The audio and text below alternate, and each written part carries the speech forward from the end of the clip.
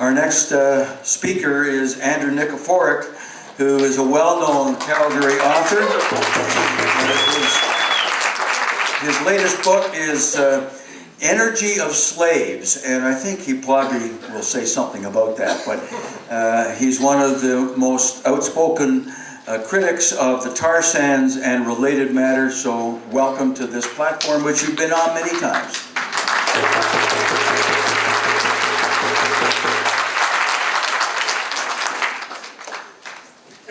Whenever I am asked by Americans or Europeans, and they ask me quite often, they say, what has happened to Canada today?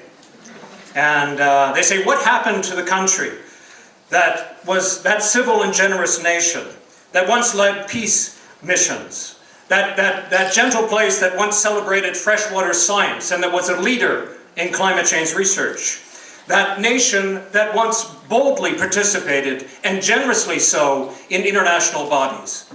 What happened to that Canada that was a moral force in the world? And Americans and Europeans are asking that question. That is a question every Canadian should be asking themselves too. So here's my answer, and it is not a comfortable answer. A greedy mining republic with the reputation of a Dr. Jekyll has now banked its economic future on dirty oil. In the process, a gentle Canada has become a bullying Mr. Hyde. As the Oxford political scientist Paul Collier puts it, politics can affect the exploitation of natural assets, and natural assets can affect politics. And Canada is a sordid example. The evidence is overwhelming, as Maud and others tonight have presented. Over the last 2 years, the Conservative government of Stephen Harper, the son of an imperial oil accountant, has forcefully assaulted the nation's democratic institutions, attacked environmental organizations, and threatened Canada's 1 million Aboriginal people. At the same time, Canada's Hyde-like government has muzzled climate change scientists, maliciously trashed most of the country's fundamental environmental legislation. In short, Stephen Harper, a studied imitation of Margaret Thatcher, has used Canada's oil revenues to incrementally construct a right-wing petro-state with a penchant for what? For defense spending, electoral fraud, Senate corruption, prison building. Is that the legacy you want for your children? No. Now, Margaret Thatcher used oil revenue from the North Sea for exactly the same program. She bashed unions. She fought a war with Argentina. And she imposed her own brand of libertarian materialism on the country. She saved not a penny of oil money and left England a divided country. So what is a petrostate? It is a jurisdiction that runs on oil revenue and becomes a plantation economy for hydrocarbons. Oil is the world's most lucrative and volatile commodity, and that is why it is called black gold.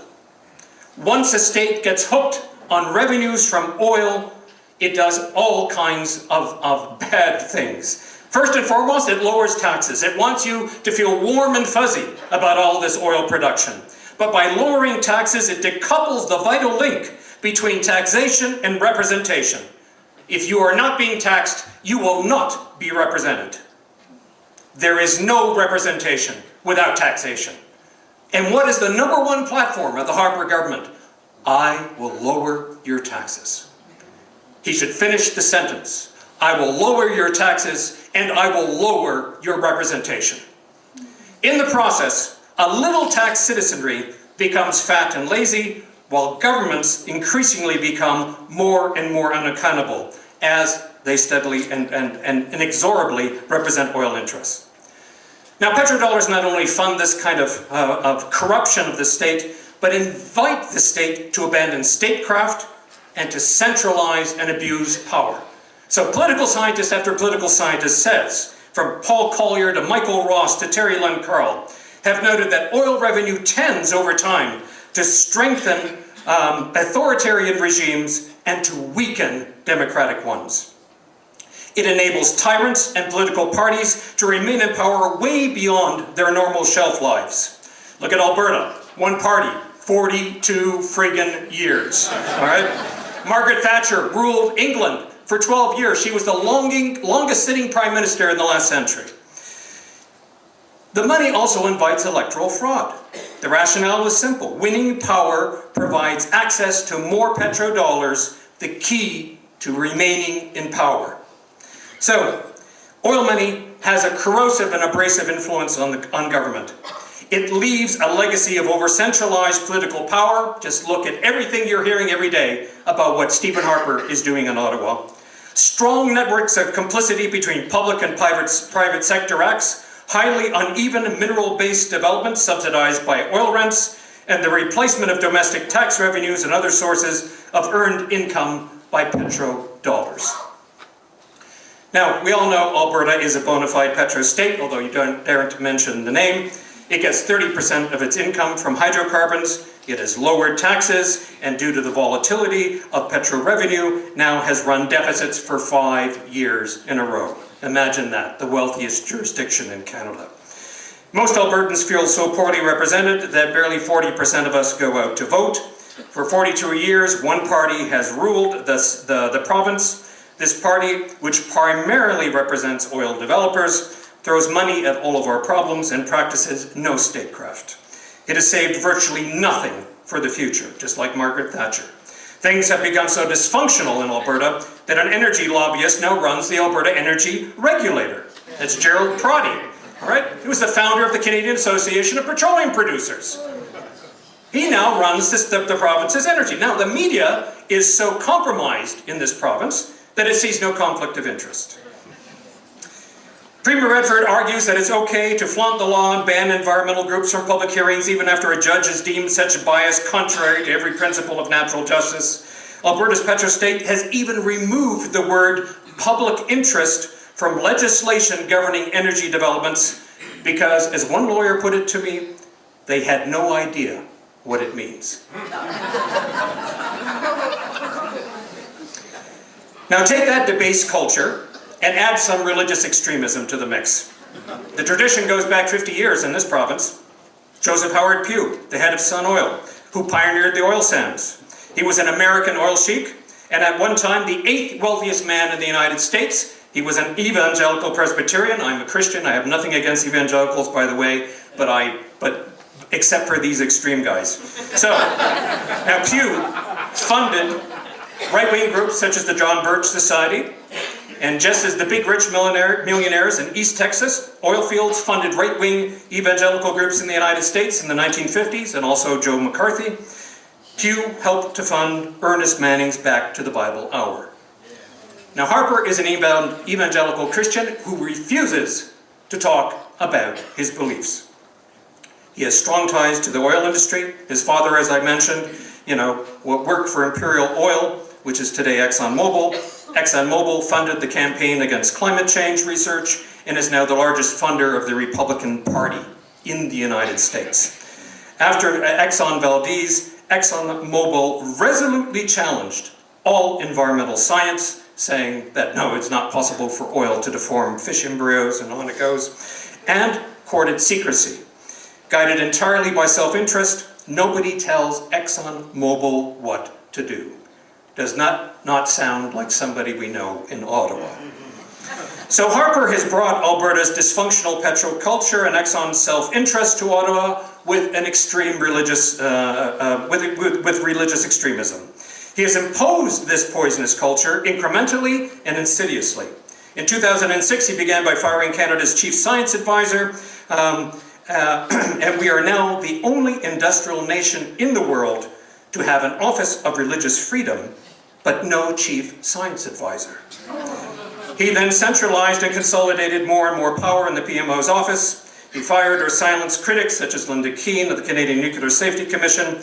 He dismissed advice from foreign affairs officials. He's defunded climate change science and agencies such as the National Roundtable on the Economy and the Environment. Why? He considered climate change a moral and economic liability for all of us. Foreign Minister John Baird said such dissent could not be tolerated. So Harper has provided Soviet-like minders for scientists and muzzled them. He has attacked citizens and First Nations opposed to badly designed pipelines. In 2011, members of his political party participated in electoral fraud and the suppression of votes. He pulled Canada out of international treaties, such as the UN Drought Program, the Kyoto Protocol, because that's what petrostates do. They shun precisely those international institutions that have a political character and that require legally binding commitments. The Economist has correctly described the man, The Economist, you know, that an excellent magazine, I might add, has described the man as a bully with a penchant for rule breaking. Couldn't put it better. So why this ruthless agenda? Well, it comes down to the money. They've got a problem. Harper wants Canada to become an energy superpower by tripling oil sands expansion from 2 million to 6 million barrels a day by 2035. And it's all about the money. The Harper government currently stands to collect the largest share of oil rent, or 41% of 126 billion in bitumen revenues by 2020. That's $50 billion to fund a right-wing makeover of Canada. Unfettered tar sands development has already gutted the US marketplace, though. In fact, US demand for oil has declined by 4 million barrels a day due to new fuel standards, the recession, and increased domestic production. Without piping landlocked bitumen to tidewater ports in the Gulf of Mexico or the Pacific coast, Canada can't transform itself into an energy superpower, and Harper cannot consolidate his revolution, because to Harper, every pipeline represents more free and unearned petrodollars with which he can fund his restructuring of the country. And that's what makes us such an ugly petrostate at the moment. Years ago, the political scientist Terry Lynn Carl observed that there's only one way to battle a petrostate, and that's through creative resistance. And that's what...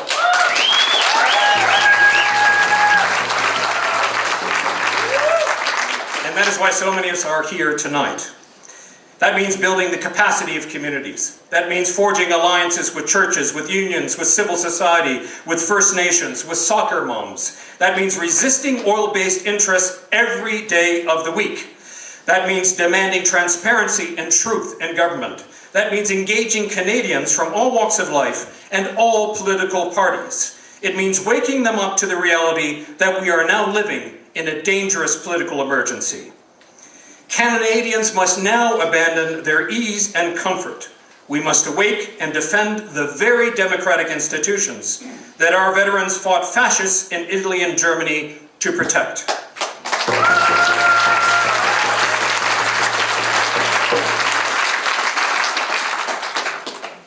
That's just the beginning of the agenda. We need to behave like owners. These resources belong to us, not to the oil developers. Last word. We all want progress, and this is from C.S. Lewis, a great Christian philosopher. But if you're on the wrong road, progress means doing an about turn and walking back to the right road. In that case, the man or woman who turns back soonest is the most progressive. And I invite every one of you here tonight to walk that road and to lead Canada back to civility, integrity, and restraint. Thank you.